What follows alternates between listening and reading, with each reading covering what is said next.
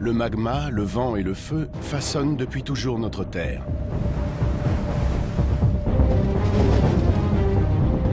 Mais ils sont aussi capables de la détruire.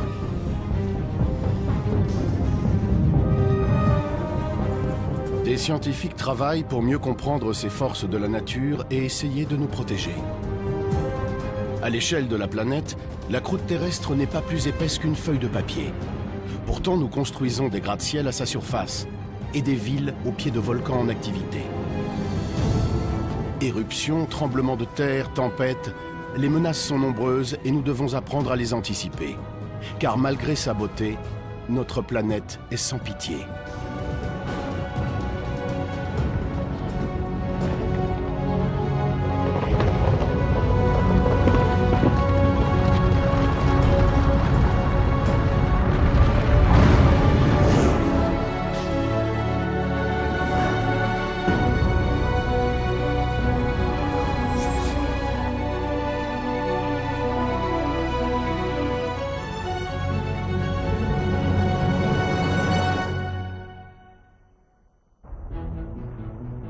Dans le Nord Kivu, en République démocratique du Congo, un immense volcan bouillonne à 2 pas de la population.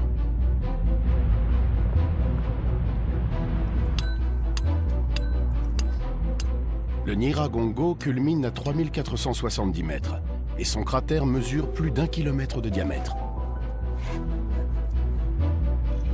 Une expédition internationale s'apprête à l'explorer.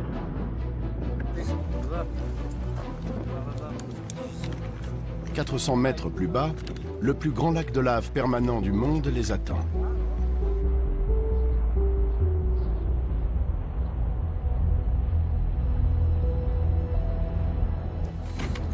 Depuis plus de 17 ans, le volcanologue italien Dario Tedesco étudie le Nyiragongo pour le compte des Nations Unies. Le Nyiragongo est le volcan qui émet le plus de dioxyde de soufre au monde. En 2005, ses émissions ont été mesurées. Elles tournaient aux environs de 70 000 tonnes par jour. C'est l'équivalent de tout ce que les autres volcans du monde rejettent en une journée. Ça correspond à peu près à ce qu'émet l'ensemble de l'industrie européenne. La descente est risquée. Le dioxyde de soufre rend les parois du cratère cassantes.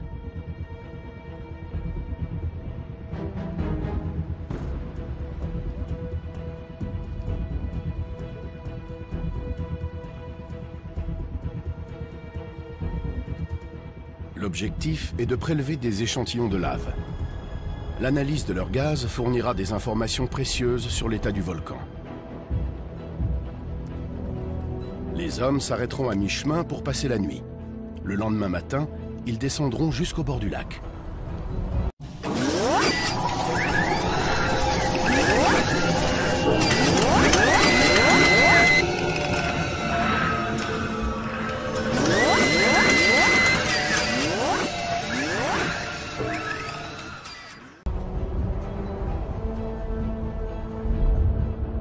En pleine nuit, les palpitations de la lave sont encore plus fascinantes et effrayantes.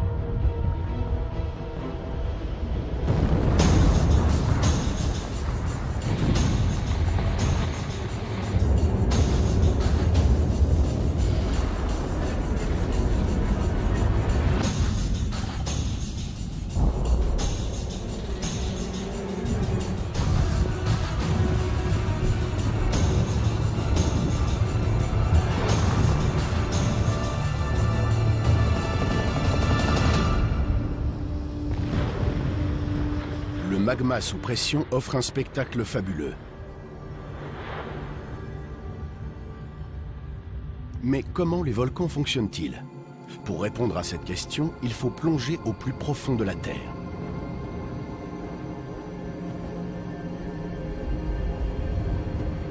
La sténosphère est une couche du manteau terrestre située sous l'enveloppe rigide du globe, à une centaine de kilomètres de la surface.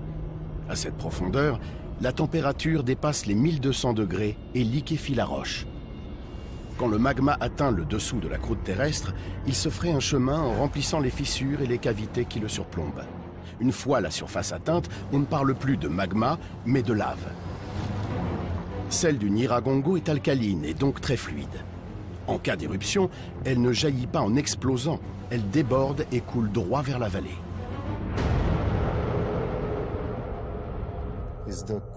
Ces torrents de lave sont les plus rapides du monde. Ils dévalent à 100 km/h. Vous ne pouvez pas vous enfuir devant une coulée. Elle est bien plus rapide que vous. Lors de la dernière éruption, en janvier 2002, 25 millions de mètres cubes de lave en fusion ont déferlé sur la ville de Goma. Une centaine de personnes sont mortes et 500 000 ont dû abandonner leur maison. Les volcanologues doivent régulièrement se risquer au bord du lac de lave. C'est le seul moyen de prévoir les éruptions pour alerter la population. Mais cet homme en combinaison argentée s'apprête à réaliser une opération qui n'a rien à voir avec les procédures habituelles. C'est risqué. Il est fou de faire ça. Moi, je n'irai pas.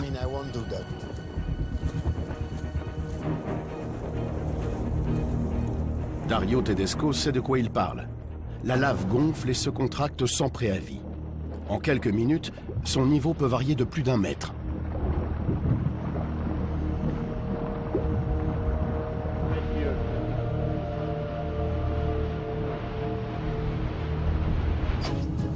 Il est tout au bord.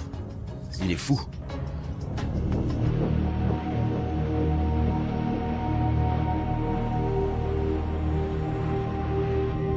C'est pas la peine de rester là pour si longtemps. Ça fait déjà 5 minutes. C'est très dangereux. Le chercheur s'éloigne in extremis, juste avant que la lave ne se remette à déborder.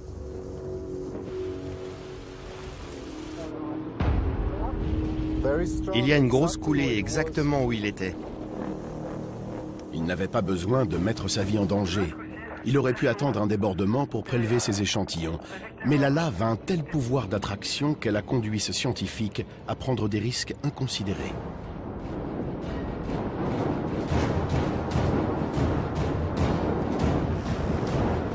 Les volcans ne se répartissent pas n'importe comment sur la surface de la Terre. Ils sont en général alignés et se situent aux frontières des plaques qui forment la croûte terrestre.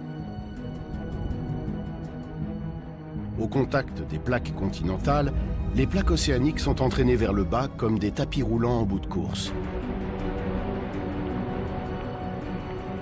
Le long des dorsales océaniques qui marquent ces frontières, une nouvelle croûte se forme. L'ancienne plaque disparaît sous la plaque continentale et la boucle est bouclée.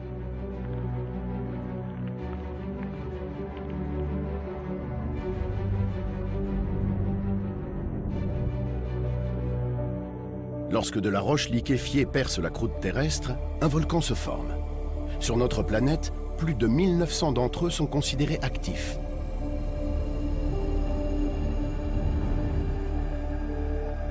L'un des plus actifs se trouve sur l'île de Ross, dans l'Antarctique.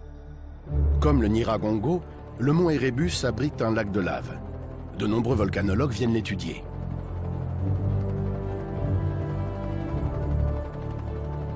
Il commence par passer quelques jours ici, dans ce campement rudimentaire composé de quelques tentes et d'un bâtiment commun.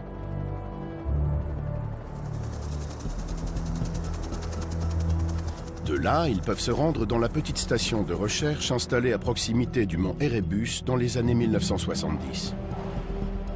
En été, la température moyenne y est de -20 degrés et le vent souffle en permanence. Dans le passé, 2 hélicoptères se sont écrasés à cause des bourrasques violentes et de la raréfaction de l'air à haute altitude. Heureusement, tous les passagers ont survécu.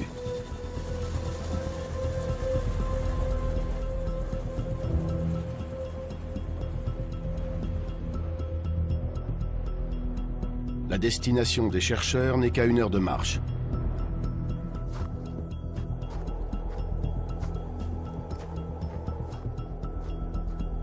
Ils profitent de leur ascension pour prélever des échantillons de lave solidifiée.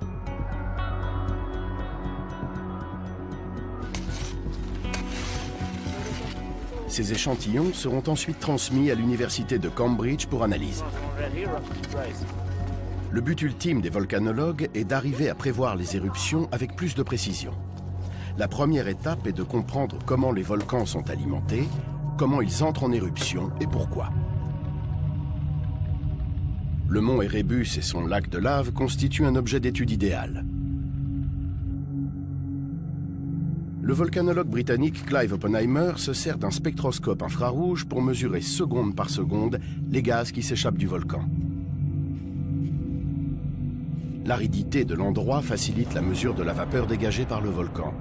Sur le Nyiragongo, plus humide, cette opération serait impossible. Ce qui rend l'Erebus unique et nous a amenés jusqu'ici, c'est qu'il est constamment en activité et que son cratère abrite un lac de lave. Cette lave est de type phonolithique et l'Erebus est le seul volcan de ce genre en activité.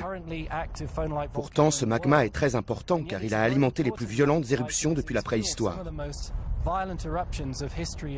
En Italie, par exemple, le Vésuve est un volcan phonolithique. L'Erebus offre un formidable laboratoire naturel pour l'étude de ces volcans. L'Erebus peut être dangereux. Il projette des bombes volcaniques qui peuvent mesurer jusqu'à 3 mètres de diamètre. Mais le plus gros problème vient des brusques changements de climat. Quand le vent balaie le bord du cratère, même les meilleurs instruments de mesure sont illisibles. Les découvertes que les scientifiques font ici peuvent sauver des vies dans le monde entier. Loin des glaces polaires, à une vingtaine de kilomètres de Goma, le sous-sol du Nyiragongo est criblé de fissures où le magma s'engouffre.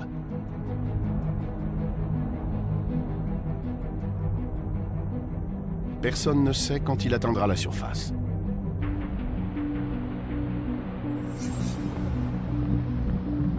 Le danger ne vient pas du lac de lave. Pendant l'éruption de 2002, les coulées sont sorties de fissures dans les flancs du Nyiragongo. Les traces de la catastrophe se sont peu à peu estompées et la ville s'est reconstruite. Mais la prochaine éruption prendra certainement la même trajectoire. Et des milliers d'habitations de fortune ont été bâties sur la lave refroidie. Des soldats sillonnent les rues. Depuis 20 ans, la République démocratique du Congo est en conflit. Le projet de Dario Tedesco, soutenu par l'Union européenne et la Suisse, en fait les frais. En ce moment, on ne peut pas sortir de la ville. On ne peut pas étudier le volcan. Pour éviter de perdre du matériel, on l'a rapatrié à l'intérieur de l'observatoire. En d'autres termes, nous ne savons plus rien de l'activité du volcan. La population de Goma est soumise à une autre menace. La ville borde le lac Kivu. Ses eaux sont chargées en dioxyde de carbone et en méthane. Lors de la dernière éruption, les coulées sont descendues jusqu'au lac sans atteindre ses eaux les plus profondes. Si la prochaine y envoie de grosses quantités de lave, les conséquences seront catastrophiques.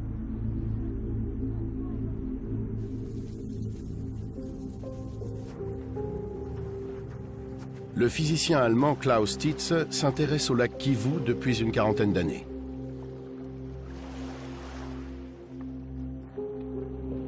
Il est venu ici pour la première fois en 1974.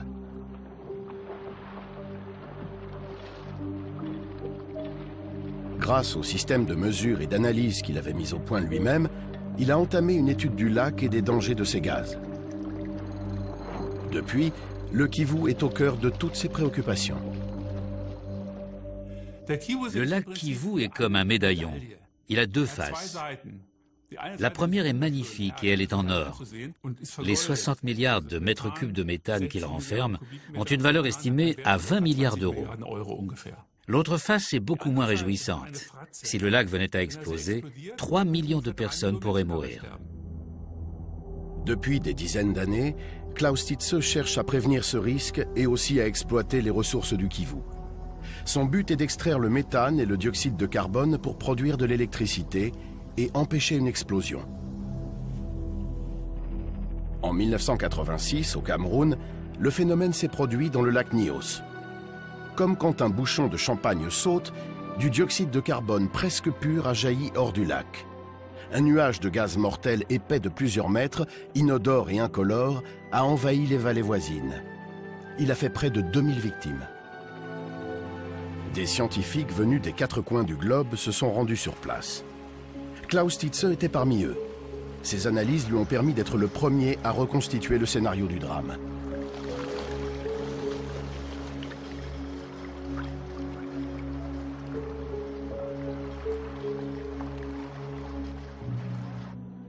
Le Kivu est beaucoup plus grand que le lac Nyos. Ici, ce sont des millions de vies qui sont en jeu. En 2006, la construction d'une usine d'extraction de gaz a débuté. Elle était basée sur les travaux de Klaus Titze, mais des désaccords avec le gouvernement rwandais l'ont conduit à se retirer du projet. Depuis, il planche sur une utilisation écologique du dioxyde de carbone. J'ai mis au point une méthode capable de transformer le dioxyde de carbone en ressource énergétique à moindre coût. Le lac ne rapporterait plus 20 mais 40 milliards d'euros et on pourrait en faire bénéficier la population locale. Il n'y aurait plus le moindre danger car le dioxyde de carbone serait extrait de l'eau mais sans polluer l'atmosphère. Le lac Kivu ne contiendrait plus de gaz et des coulées de lave pourraient s'y jeter sans risque. De plus, cette méthode pourrait servir de modèle pour résoudre les problèmes d'excès de dioxyde de carbone dans l'atmosphère. Reste à savoir si Titze aura les moyens de dégazer le lac à temps. Vu l'instabilité du pays, rien n'est moins sûr.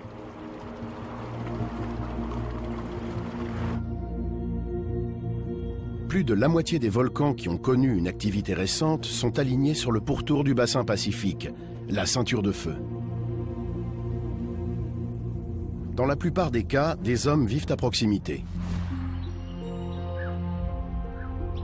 Pour ces populations, les volcans sont à la fois un bienfait et une malédiction. Elles ont besoin d'eux, mais elles sont aussi à leur merci. Dans l'est de l'île indonésienne de Java, le mont Bromo a été baptisé en l'honneur de Brahma, le dieu hindou de la création. Il voisine avec le Merapi, le volcan le plus actif d'Indonésie. La fertilité du sol volcanique et la douceur du climat tropical permettent aux fermiers de la région de faire jusqu'à 4 récoltes par an. Ces conditions exceptionnelles ont fait de Java l'île la plus densément peuplée du monde.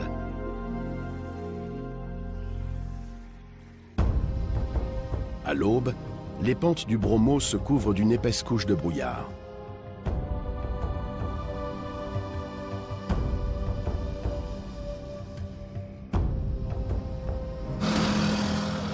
Au pied du volcan, un temple a été bâti. Il sert de point de départ à un pèlerinage. Chaque année, lors de la fête du Kasada, les fidèles se rassemblent par milliers au bord du cratère pour faire des offrandes. L'ascension se termine en gravissant plus de 240 marches.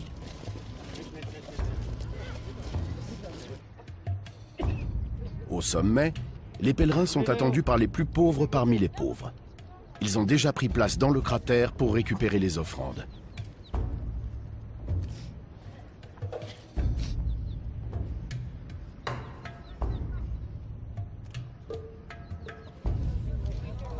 Des boules de riz, des fruits, des légumes, de petits animaux et parfois même des chèvres vivantes sont chapardées à la barbe des dieux. Le Merapi est plus dangereux. En 2010, sa dernière grande éruption a envoyé une nuée ardente dans la vallée. Cette avalanche de gaz, de roches et de cendres à 800 degrés a fait des centaines de victimes et détruit 18 villages.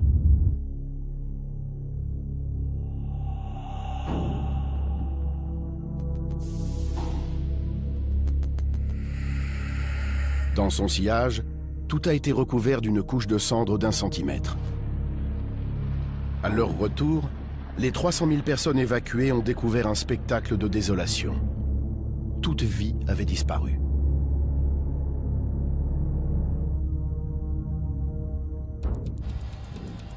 Les habitants se sont quand même réinstallés et ont reconstruit leurs maisons.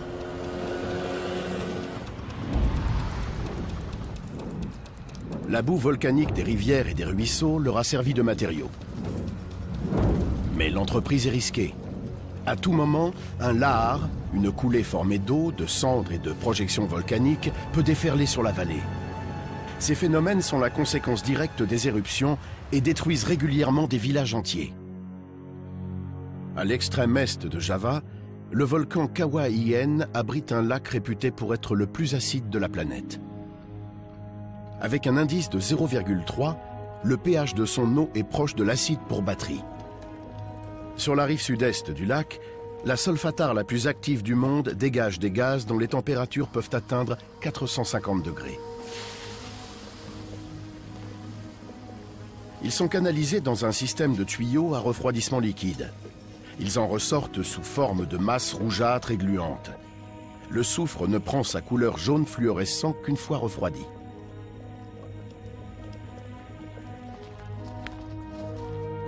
Sept jours sur 7, des mineurs mettent leur vie et leur santé en péril. Mais ce travail risqué leur permet de gagner 4 fois plus que les fermiers de la région. Pour eux, ce volcan est synonyme de progrès.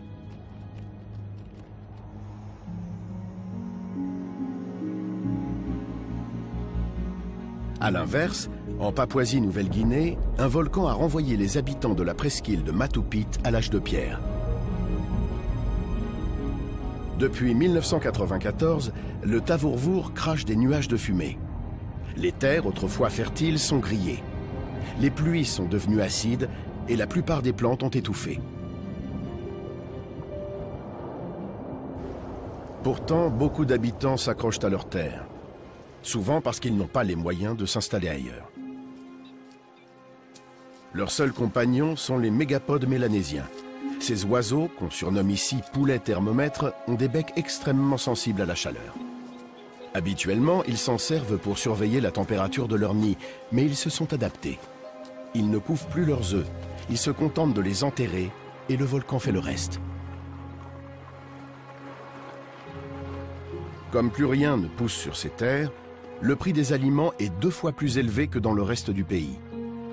Les œufs des poulets thermomètres sont la dernière denrée en provenance de la région.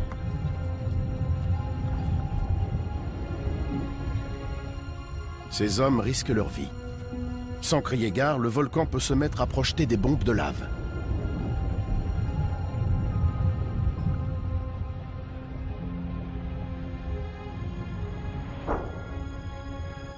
Les gaz toxiques se concentrent à proximité du sol.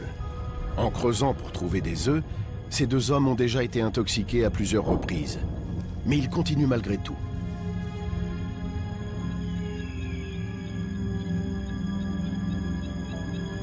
Le Tavourvour illustre à quel point nous sommes insignifiants face à la puissance des volcans.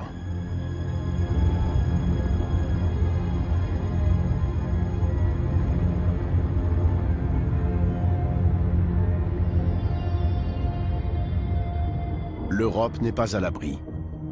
Au printemps 2010, en Islande, l'Eyjafjöll a expédié ses cendres à des kilomètres dans les airs. L'éruption n'a pas été particulièrement violente, mais elle s'est produite sous un glacier.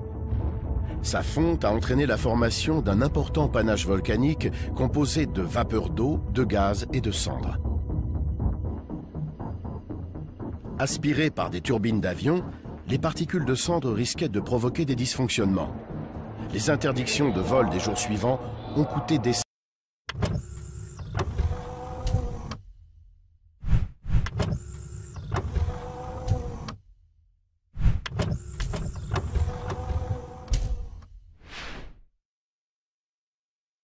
centaines de millions d'euros.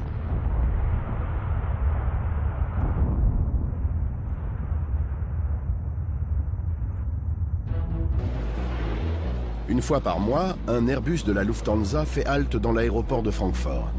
Mais il ne s'arrête pas pour un simple transfert de bagages et une remise à niveau des réservoirs.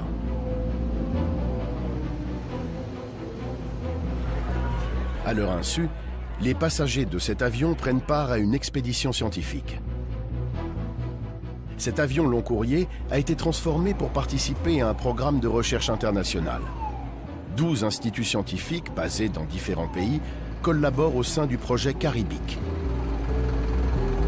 Des chercheurs et des ingénieurs de l'Institut Max Planck de chimie arrivent sur le tarmac avec l'élément central de l'étude, un conteneur d'1,5 tonne.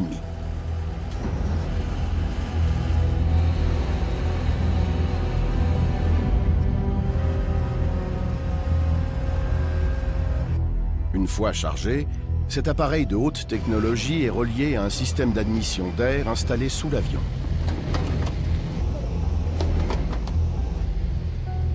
Ces instruments analysent en continu une quarantaine de gaz traces, mais aussi la vapeur et les particules fines en suspension dans l'atmosphère. Depuis 2004, de l'air est aspiré par des vols long courriers depuis leur aéroport de départ jusqu'à leur destination. Les échantillons sont comparés aux cartes météorologiques pour déterminer où se trouvent les sources de pollution et comment l'atmosphère se purifie. Karl Brennickmeyer, le responsable du projet, a déjà fait parcourir plus de 2 millions de kilomètres à son conteneur. Quand une éruption volcanique atteint la stratosphère, des particules de cendres et des composés de soufre oxydés refroidissent l'atmosphère. Nous devons déterminer avec précision combien de temps les particules de cendres restent dans l'atmosphère, comment elles se déplacent, quel gaz joue un rôle et en quelle quantité. C'est exactement le genre de données que nous collectons avec le projet Caribic. Ces informations sont insérées dans des modèles qui nous permettent de faire des prévisions concernant les futurs changements climatiques. L'action humaine est aussi prise en compte, notamment les pollutions issues des transports, du chauffage, des usines et de l'essor des grandes villes asiatiques.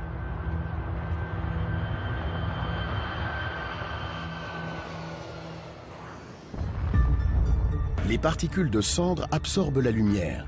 Elles empêchent une partie des rayons solaires d'atteindre la surface de la Terre et provoquent un refroidissement. Mais ce sont des effets à court terme. En revanche, quand des tonnes de dioxyde de soufre pénètrent dans la stratosphère en même temps que les cendres, elles se lient à des gouttes d'eau minuscules et renvoient une partie des radiations solaires dans l'espace.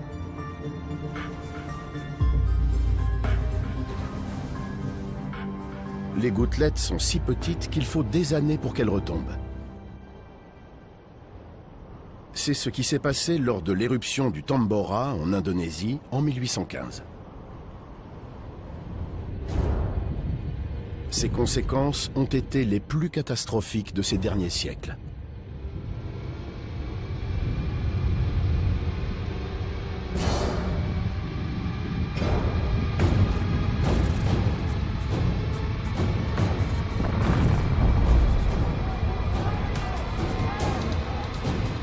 Plus de 10 000 personnes ont été tuées directement par la lave.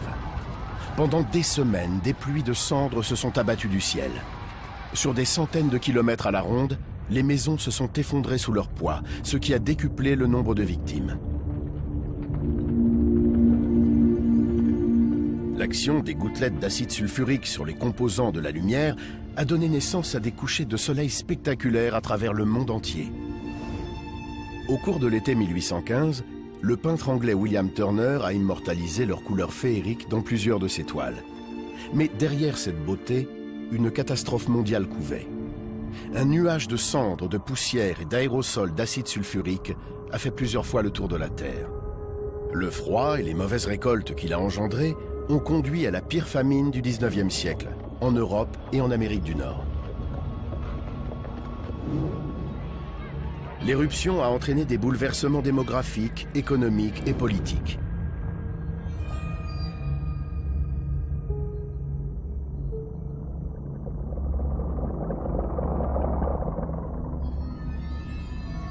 Mais les forces à l'origine de ces catastrophes peuvent aussi créer des sources de vie, les monts hydrothermaux. Ces cheminées sous-marines ont été observées pour la première fois en 1977. À l'air libre, leurs émissions de substances chimiques pourraient inquiéter, mais ici, elles servent de base à la vie.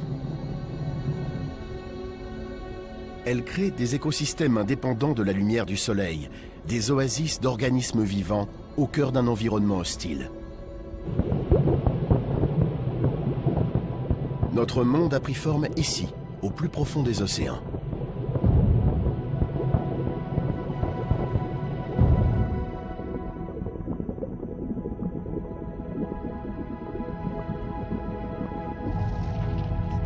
Il y a 700 millions d'années, la Terre était entourée par une couche gelée d'1 kilomètre d'épaisseur.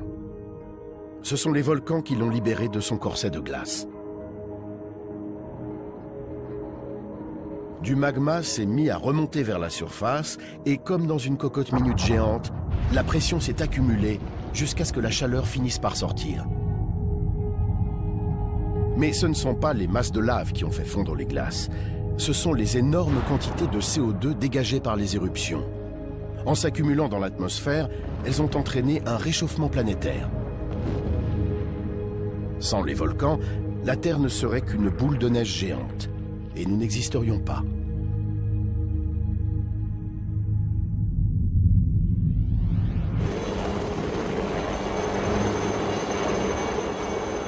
Le mont Erebus porte encore les traces de ce temps des origines.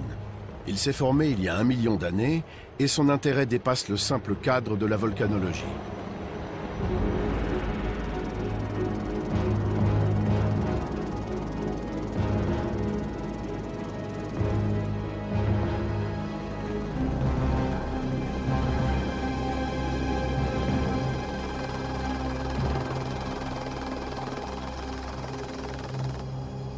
Dans ses profondeurs, des chercheurs ont trouvé des formes de vie surprenantes. Le volcan abrite un vaste réseau de cavernes de glace.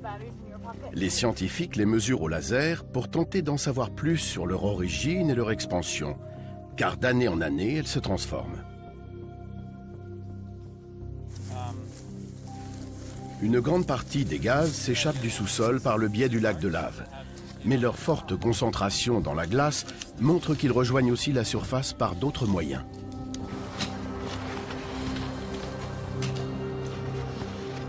Le labyrinthe de tunnels et de cheminées sert de système d'échappement au volcan.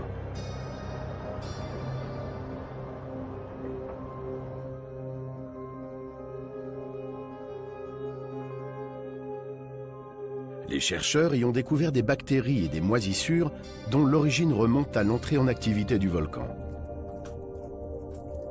L'association de sédiments de cendres volcaniques et d'air chaud et humide semble offrir un environnement propice à la vie.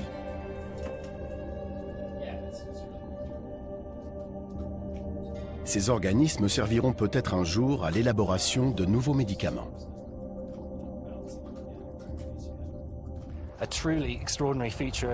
Les cavernes de glace de l'Erebus sont fascinantes. C'est une sorte de pays des merveilles souterrains. Elles nous intéressent car elles sont produites par les gaz du volcan. Et nous voulons comparer ces émissions à celles qui viennent du lac de lave. Mais elles sont aussi très intéressantes parce qu'elles renferment une foule de micro-organismes capables de se développer dans des conditions climatiques extrêmes. Il est tout à fait possible que certains métabolisent une partie des gaz volcaniques.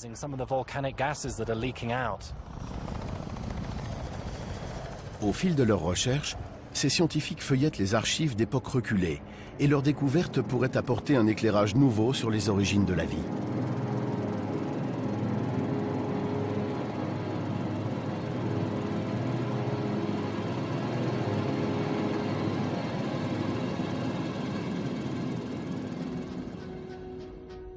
À plusieurs milliers de kilomètres au nord-est, en plein milieu du Pacifique, l'archipel d'Hawaï se trouve sur un point chaud. La température exceptionnellement élevée du magma lui permet de transpercer la croûte terrestre comme un chalumeau. La source de chaleur reste immobile, mais au-dessus, la plaque pacifique se déplace en permanence, d'où la naissance de nouvelles îles. Le Kilauea est le volcan le plus actif au monde. Il est de loin celui qui rejette le plus de lave, mais il n'est pas explosif et ne représente donc pas de réel danger. La lave coule le long des pentes et donne des allures de tricot géant à des régions entières de l'île. Grâce à ce flot constant, l'île continue de s'agrandir.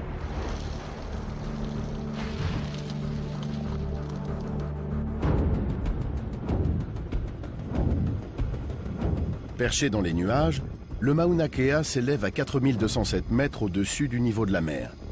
Mais quand on le mesure depuis sa base, tout au fond du Pacifique, il fait plus de 10 000 mètres, ce qui en fait la plus haute montagne du monde.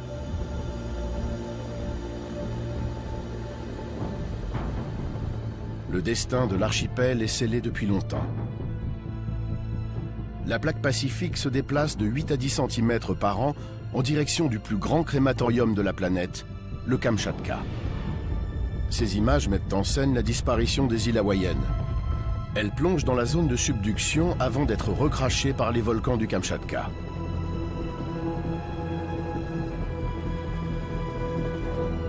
Cette péninsule de l'extrême-orient russe a vu le jour il y a 2 millions d'années. À l'échelle géologique, elle est encore toute jeune, mais c'est une enfant turbulente. Elle compte 160 volcans, dont 28 sont encore en activité. Une telle concentration est unique au monde.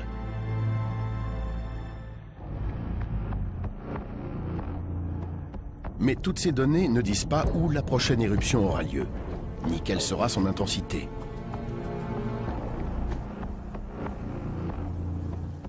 Les changements climatiques et l'élévation du niveau des mers sont soupçonnés d'avoir un effet sur l'activité volcanique. Cet ajout à l'équation complique encore un peu plus le travail des scientifiques chargés de prévoir ces événements. Et depuis mai 2008, leur tâche semble même impossible.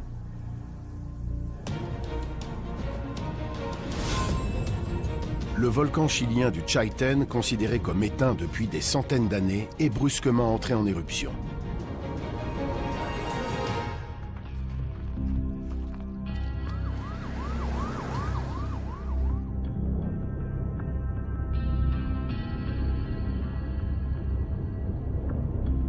Les habitants de la petite ville du même nom ont tout juste eu le temps d'être évacués avant qu'une nuée ardente ne s'abatte sur la vallée à plusieurs centaines de km/h.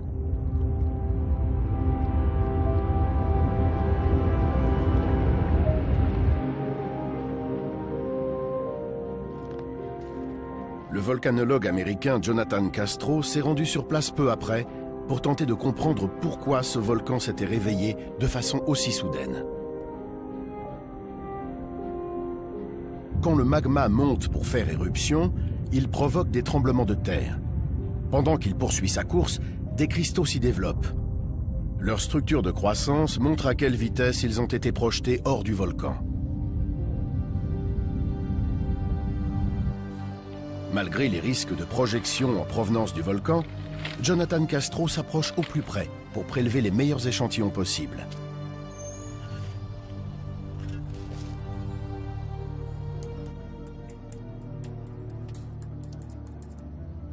Dans son laboratoire de l'université de Mayence, en Allemagne, il va tenter de produire de la ponce semblable à celle du Chaiten. Pour cela, il mélange de la pierre pulvérisée à de l'eau et la scelle dans une capsule résistante à la chaleur.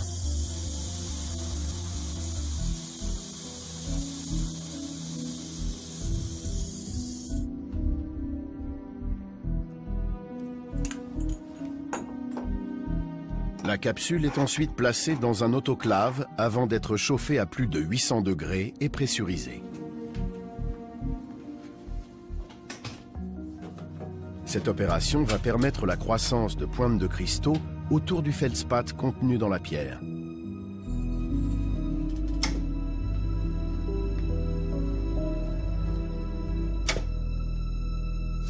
Si les cristaux s'avèrent identiques à ceux qui viennent du Chaiten, cela signifiera que les conditions sont les mêmes qu'à l'intérieur du volcan.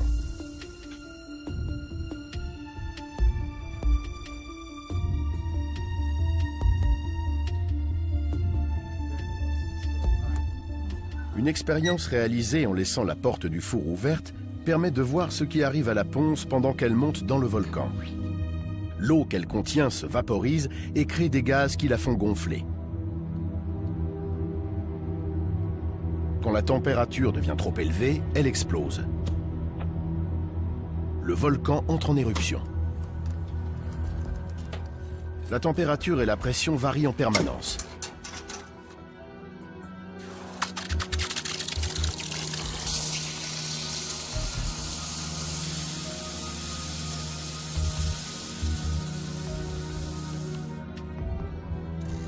Un microscope électronique à balayage va permettre à Jonathan Castro de vérifier qu'il a bien reproduit les conditions de l'éruption. Et en effet, il découvre des cristaux semblables à ceux qui viennent du Chaiten. L'expérience est une réussite, mais son résultat est pour le moins déconcertant. La formation de ces phases de cristaux quasi parfaites indique que le magma s'est déplacé vers la surface à environ 1 mètre par seconde. C'est légèrement inférieur à notre vitesse de marche. Mais si du magma se déplace à cette vitesse, cela veut dire que nous n'avons que quelques heures pour nous préparer à une éruption explosive d'une grande violence. Cette expérience est de mauvais augure. Il y a beaucoup de volcans comparables au Chetan dans le monde. Et eux aussi pourraient produire des éruptions très rapides. Mais contrairement au Chetan, certains de ces volcans se trouvent à proximité de centaines de milliers d'habitants, et parfois même de millions. Donc, si une éruption survient de façon très rapide dans l'un de ces volcans, il y a peu de chances pour que tout le monde ait le temps de s'enfuir. Des éruptions violentes, sans signe avant-coureur.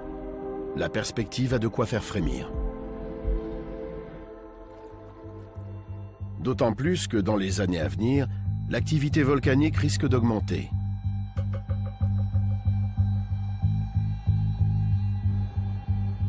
Depuis la dernière période glaciaire, le nombre d'éruptions a été multiplié par 30. Les chercheurs en ont conclu que le réchauffement planétaire allait stimuler l'activité des volcans sous-glaciaires. Avec l'élévation du niveau des mers, il aura aussi une influence sur les volcans côtiers et sous-marins. En Méditerranée, l'île volcanique de Stromboli sera affectée. Ces éruptions incessantes en ont fait un laboratoire de plein air prisé des volcanologues. Car aujourd'hui encore, plusieurs questions fondamentales restent en suspens à propos des éruptions.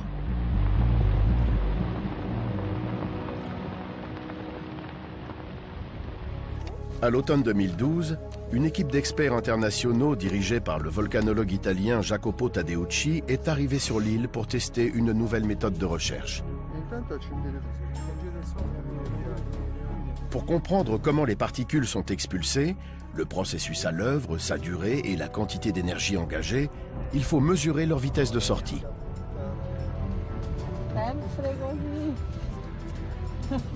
La majeure partie du phénomène ne peut pas être observée directement. Les chercheurs doivent donc tirer le maximum de ce que le volcan laisse apparaître en surface. Pour la première fois, des caméras haute vitesse ont été utilisées pour étudier un volcan. Et l'expérience a été fructueuse. Nous avons découvert que les particules volcaniques, projetées par ces minuscules éruptions, sortaient à des vitesses dont nous n'avions pas idée. Elles atteignent des allures supersoniques, jusqu'à 400 mètres par seconde. Le premier constat, c'est que nous avons encore beaucoup à apprendre sur les volcans et que les nouvelles technologies devraient nous permettre d'accroître les découvertes.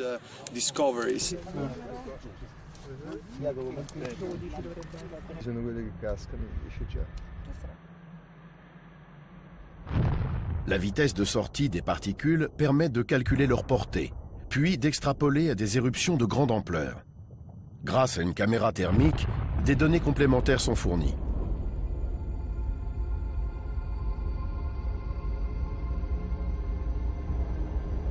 Mais les scientifiques savent que le puzzle reste incomplet.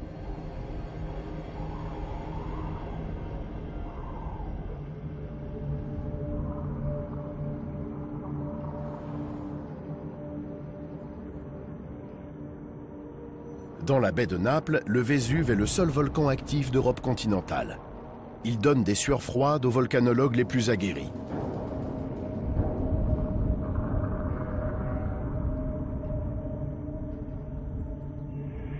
Depuis le cratère, la vue plongeante sur la ville permet de se faire une idée des dangers qu'elle encourt. Le volcanologue Giuseppe Mastrolorenzo tire la sonnette d'alarme depuis de nombreuses années. Comme le Chaiten, le Vésuve est un stratovolcan. Il a beau être surveillé 24 heures sur 24, ce qui est arrivé au Chili pourrait se reproduire ici. Si une éruption comparable à celle de l'an 79 se produisait, les plans d'évacuation actuels seraient incapables de répondre à la situation.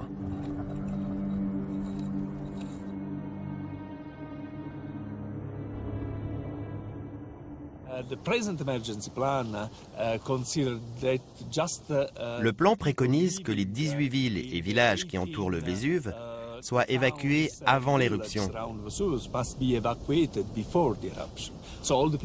Ça concernerait les gens qui vivent dans un périmètre d'environ 8 km autour du cratère.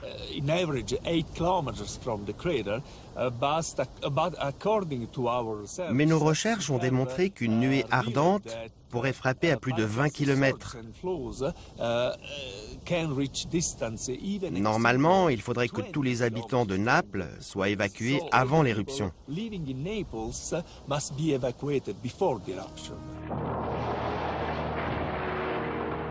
Ces images, tournées en 1944 après une petite éruption, donnent une idée de la puissance de destruction du Vésuve.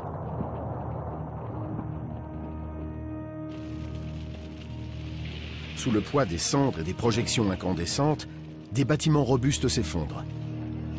Les habitants impuissants en sont réduits à regarder leur maison partir en flammes. La population s'est tournée vers sa foi pour tenter d'y trouver du réconfort et une protection future.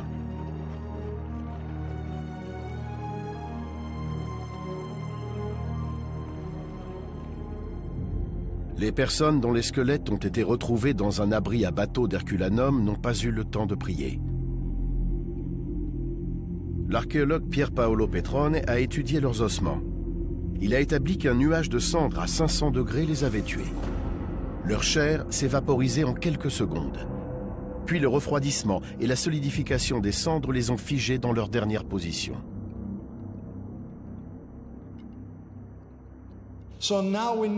Nous sommes maintenant certains qu'à 6 km du volcan, comme à Herculanum, mais aussi jusqu'à 10 km, comme à Pompéi, la population n'aurait aucune chance de survivre à une éruption, même si les gens se calfeutraient dans des bâtiments.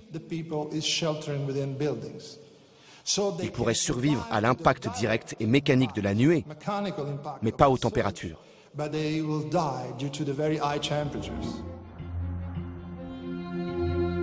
Dans les Caraïbes, la petite île de Montserrat donne une idée de ce qui pourrait arriver à Naples. Depuis 1995, le volcan de la Soufrière produit des éruptions à répétition. La capitale, Plymouth, a été évacuée en 2 heures. Mais depuis, le danger reste trop important pour que les habitants réintègrent les lieux. Et dans les maisons abandonnées, le temps s'est figé.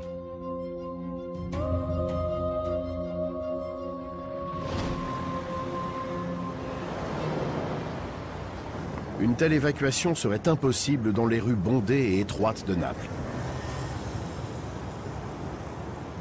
Fatalistes, les Napolitains sont conscients du danger, mais s'en remettent au destin. Que sera, sera.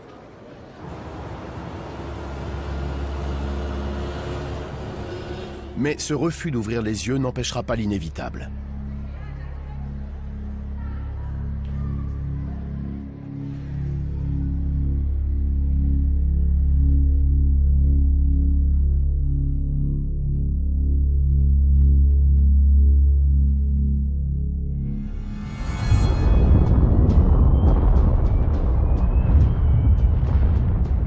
Si le panache volcanique s'effondrait sous son propre poids, des nuées ardentes dévaleraient les pentes à plus de 300 km/h.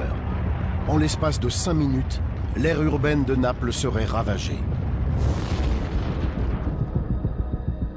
4,5 millions de personnes vivent sous cette menace permanente.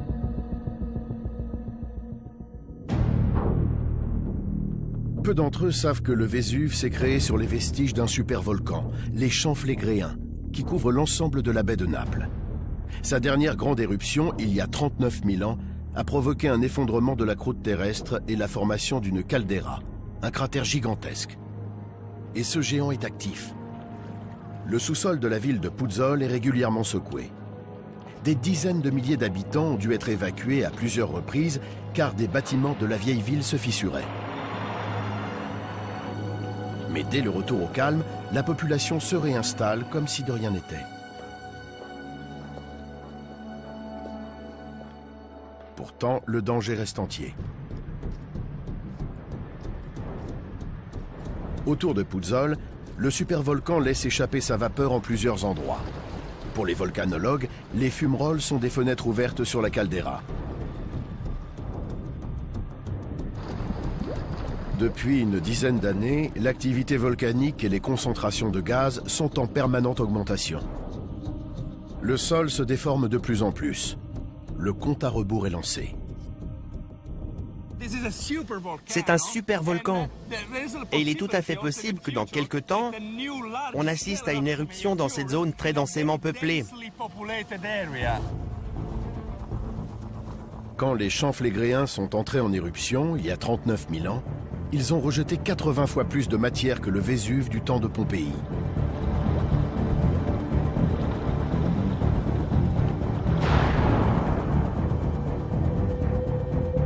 Les cendres se sont dispersées sur tout le bassin oriental de la Méditerranée.